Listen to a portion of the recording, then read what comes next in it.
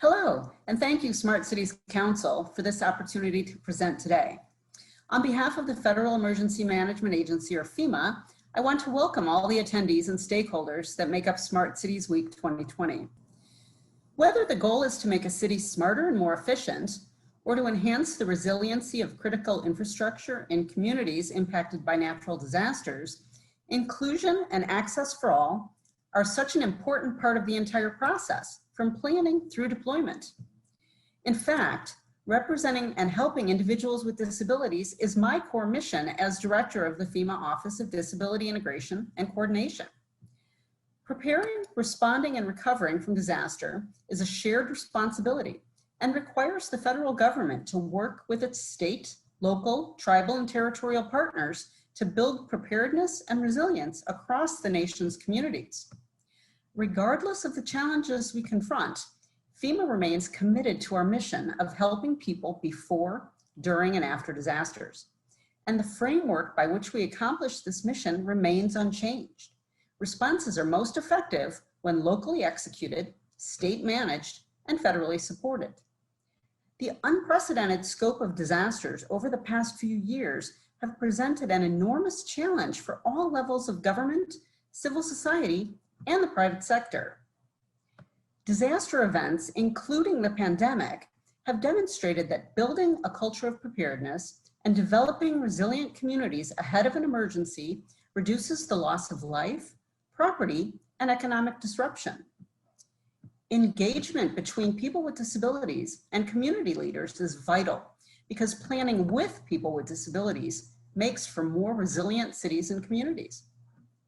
Engaging long before disasters happen helps everyone. That's going to help communities prepare to serve people with disabilities in their communities, as well as continuing to encourage personal preparedness. And the perfect opportunity to engage is coming up soon. FEMA publishes a comprehensive preparedness guide, which establishes a uniform planning process for communities developing or revising their emergency operations plans. This document provides a national process for whole community planning and is being updated to further emphasize whole community engagement, including considerations for people with disabilities into all aspects of the planning process. This revised guide will go out for national engagement at the end of 2020.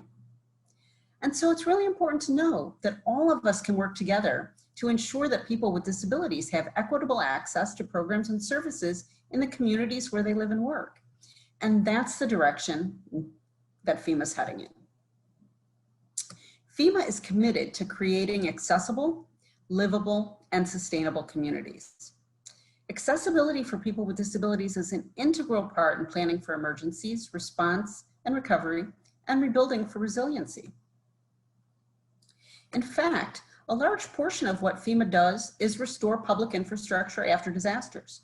Cities, towns, and neighborhoods have to be built to be inclusive and accessible, and to consider the needs of people with disabilities living and visiting there. Through our public assistance program funding, FEMA has a significant role to play in rebuilding communities after disaster, whether it's a hurricane, a flood, a fire, or even a tornado. And as you see public infrastructure and buildings being rebuilt, the federal dollars injected into each area can help communities ensure that rebuilding is done in an accessible way, in line with the requirements of the Americans with Disabilities Act, the ADA, and other relevant laws. The ADA requires that any public facility be accessible to and usable by people with disabilities. FEMA provides public assistance funding for costs related to these federal ADA accessibility requirements. Over the course of this generation alone, we've seen some huge improvements. For example, most mass transit around the nation has become accessible, and people with disabilities now are usually able to evacuate alongside people without disabilities on buses and trains in the event of emergency or disaster. And for people with disabilities who still can't use fixed route buses or mainline transportation, most major cities usually have paratransit availability, which means door-to-door pickup and transport in those emergency situations. We've also seen advancements in access to public spaces such as parks and recreation facilities, places of public accommodation like movie theaters and restaurants, and in general, improvements in access to participation in civic life. These are encouraging signs of progress, but we recognize there's still a lot of work to be done.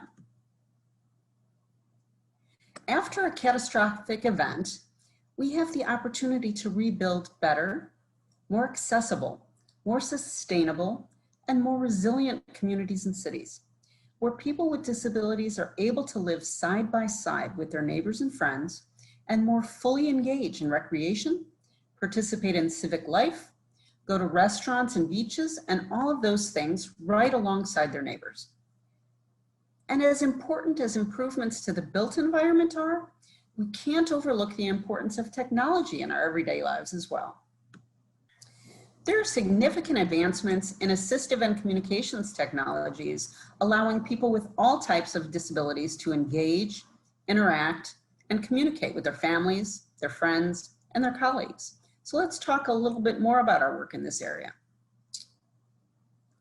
FEMA is working internally and externally with other federal agencies to promote the use of American Sign Language and captioning into virtual platforms that we've been using during the COVID-19 global pandemic.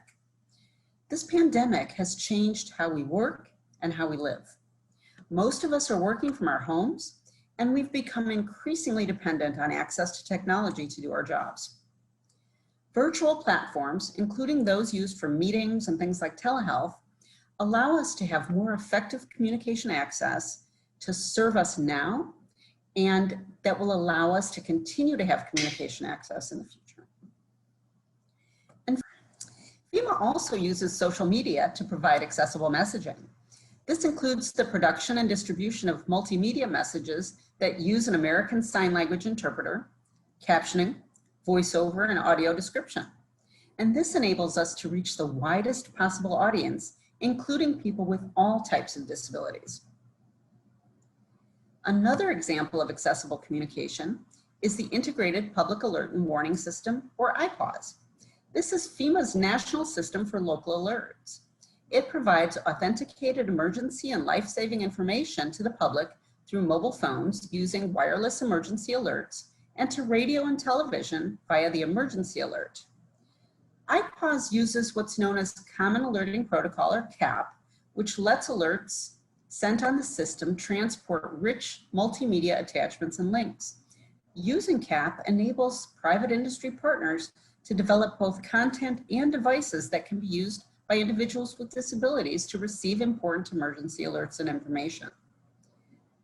But no matter how advanced our technology or how well built our buildings, we will accomplish much more if we can come together and work together.